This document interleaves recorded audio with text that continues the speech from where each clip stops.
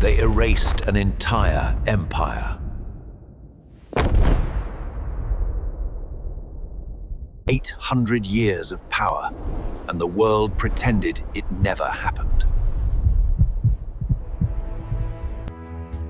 For 800 years, an empire stretched across the heart of Africa, commanding gold, fielding armies, building cities of stone and learning, and then the world decided it never existed.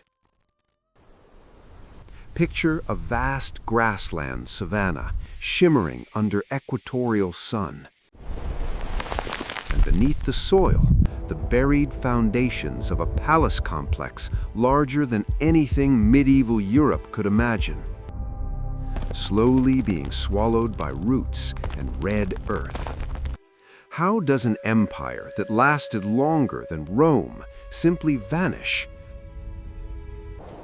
Not from the land, but from the books. It is a choice. The Empire of Kanem-Bornu ruled a territory that encompassed parts of modern-day Chad, Nigeria, Niger, Libya, and Cameroon. It existed in various forms from approximately 700 CE to 1900 CE, a span of nearly 12 centuries. Core imperial period, approximately 800 with its core years. imperial period lasting roughly 800 years. At its peak, it controlled trans-Saharan trade routes, maintained diplomatic ties with North African and Middle Eastern powers, and governed millions of people through a sophisticated administrative system. This story matters now because the way history is taught and the way it is erased Crisis in Africa, millions in need. shapes how entire continents are Africa perceived. has no real history. When an empire of this scale and duration is reduced to a footnote or omitted entirely from global curricula, it is not an accident. It is a choice. And that choice has consequences that echo into the present day, influencing everything from geopolitics to identity to how we understand human civilization itself. Could you name a single African empire that lasted longer than the Ottoman Empire? The story begins around 700 CE in the region northeast of Lake Chad. A people known as the Kanembu, likely of mixed Saharan and sub-Saharan origin, began to consolidate power under a ruling dynasty called the Sayfawa. The Sayfawa dynasty. This dynasty would become one of the longest ruling dynasties in recorded human history, governing without interruption for over 770 years.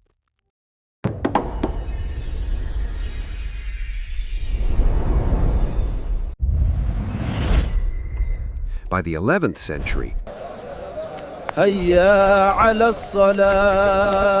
the empire had embraced Islam, Kanem, one of the first Islamic states south becoming of the one of Sahara. the earliest sub-Saharan African states to do so. This was not a conquest. Assumment. The caravans bring new ideas, as well as goods. It Our was a knowledge grows strategic with every adoption. exchange. Islam connected Kanem to the vast economic and intellectual networks of the Muslim world. From Cairo to Baghdad, the Mai, the title for the Kanem ruler, sent ambassadors to North Africa and reportedly established a diplomatic hostel in Cairo for students and pilgrims.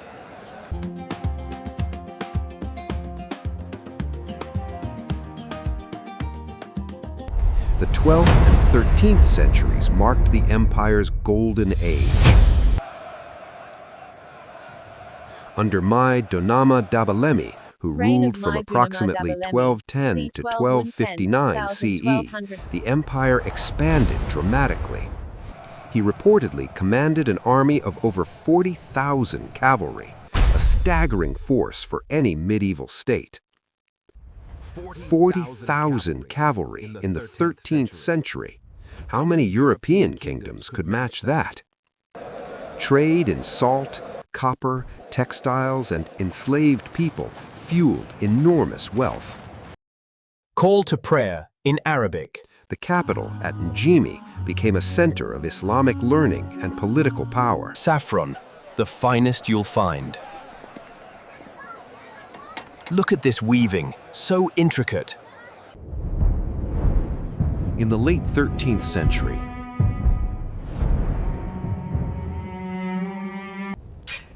internal conflict and pressure from the Bulala people Keep moving! Stay together! forced Mai the Sayfawa commands it. dynasty to relocate westward from Kanem to Bornu, on the other side of Lake Chad. This was not a collapse. Over here! Pass me that brick! It was a strategic retreat and reinvention. The empire continued as Bornu, and over the next century it rebuilt its power. By the reign of Idris Alooma in the late 16th century, Bornu had become one of the most powerful states in all of Africa. Idris Alooma is a figure who, in any other context, would be as famous as Suleiman the Magnificent or Henry VIII. Prepare to He fire! introduced firearms imported from the Ottoman Empire to his military. He established formal diplomatic relations with Tripoli and possibly Istanbul. Your Honor, this man has encroached upon my He land, reformed the claiming legal it as system, his own. Greetings. Good day. built roads, and reportedly introduced fixed military camps with brick fortifications. Ibn Furtu, his court chronicler, described campaigns with a level of detail that rivals European court histories of the same period.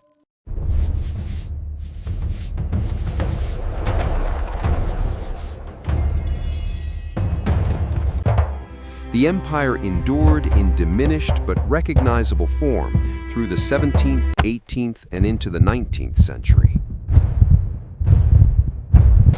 It survived the Fulani jihads that swept West Africa in the early 1800s. It maintained its identity even as its territory shrank. The Sayfawa dynasty finally ended in 1846, replaced by the Shehu dynasty. But the Bornu state itself persisted until European colonial powers, the British, French, and Germans, carved up its territory in the late 19th and 20th centuries. These borders still define Chad, Nigeria, Niger, and Cameroon today. The evidence for Kanem-Bornu's existence and significance is extensive, multilingual, and spans centuries. Arabic language sources provide some of the earliest external documentation. The geographer Al-Muhalabi, writing in the late 10th century, Powerful kingdom, large army. described Kanem as a powerful kingdom with a large army. The great North African historian Ibn Khaldun, writing in the 13th century, referenced Kanem's rulers and their role in trans-Saharan politics. 3 independent Arabic sources across 4 centuries, all confirming Kanem-Bornu's existence and power. Internal sources are equally significant. The Girgam, a royal chronicle of the Sayfawa dynasty, records the names and reigns of kings going back to approximately the 9th century. It is one of the oldest known king lists in sub-Saharan Africa. Ahmed ibn Fortu's chronicles from the late 16th century provide detailed accounts of Mai Idris Alooma's military campaigns, administrative reforms, and diplomatic activities. Ambassadors from distant lands. These are primary sources of extraordinary value, and they are largely unknown outside specialist academic circles.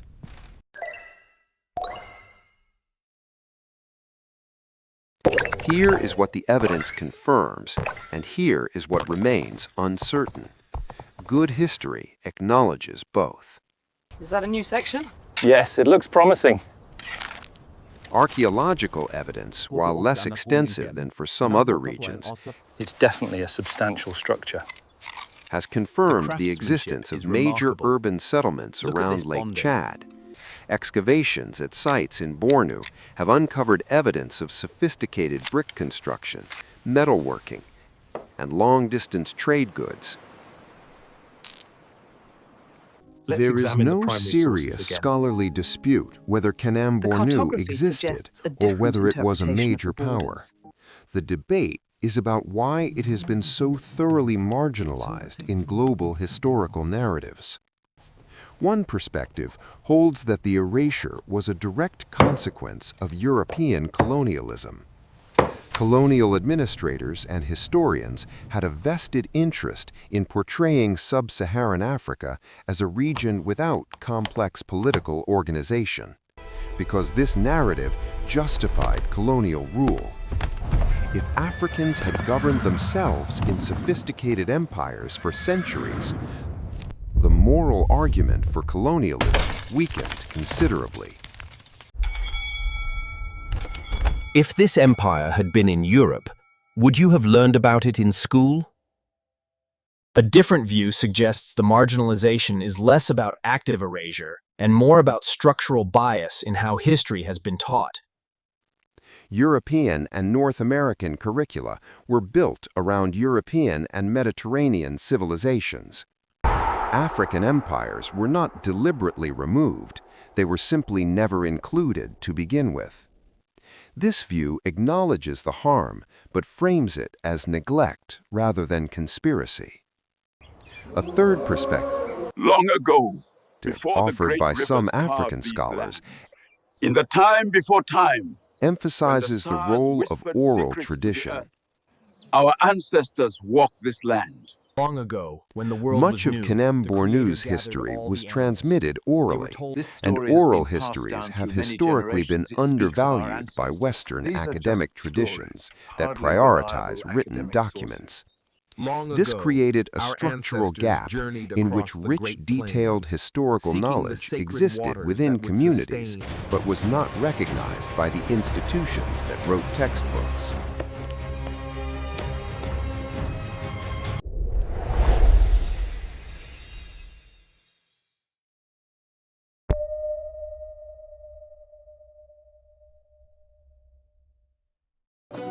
The erasure of Kanem-Bornu from mainstream history is not an abstract academic problem.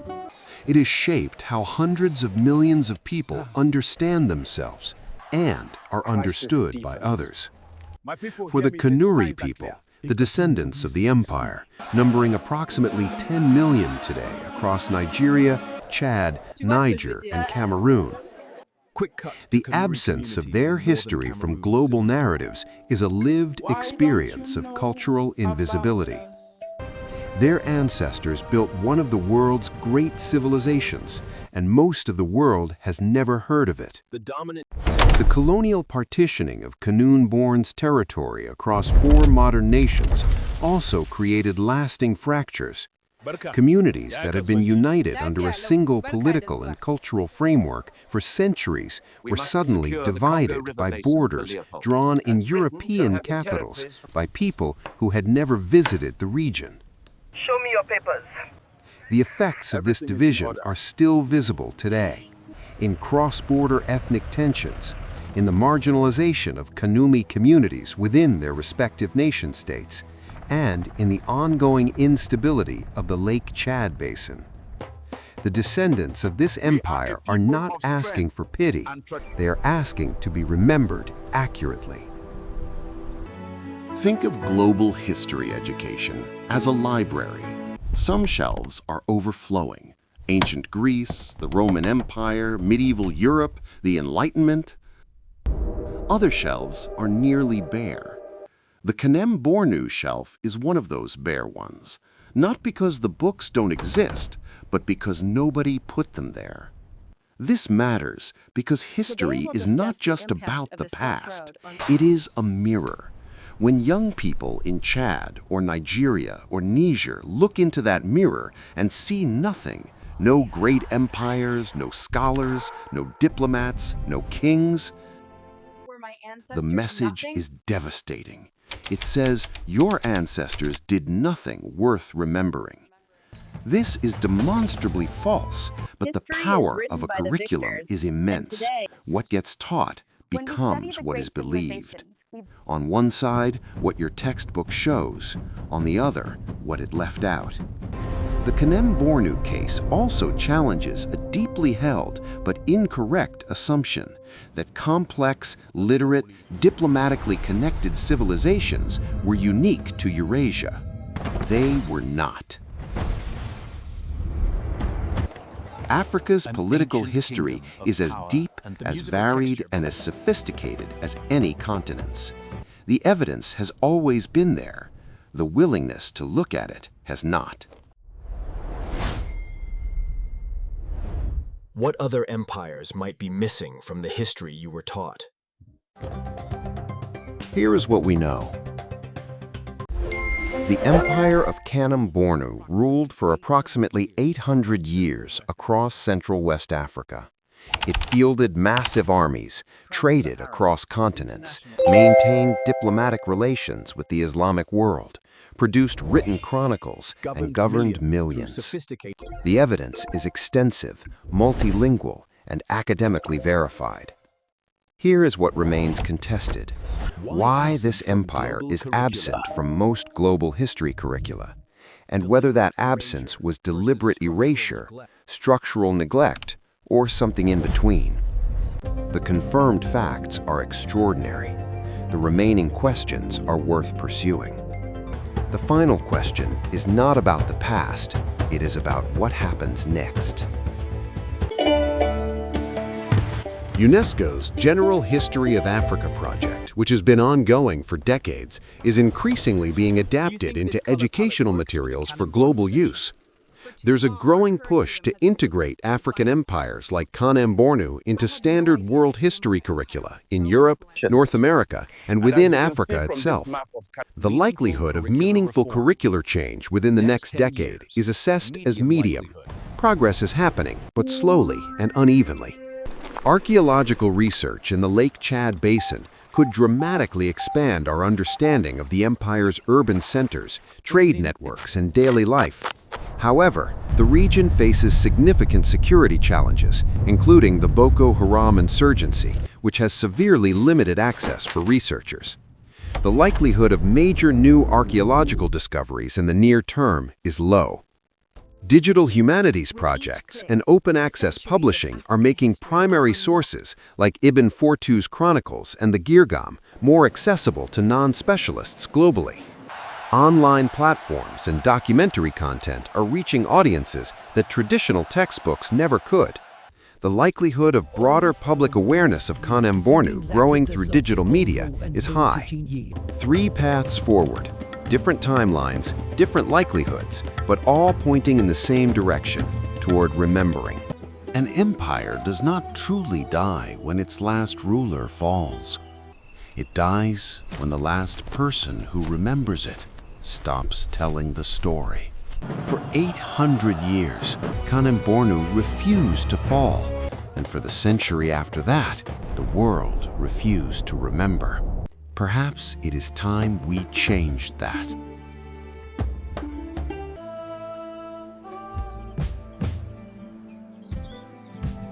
If this story opened a door for you, watch next.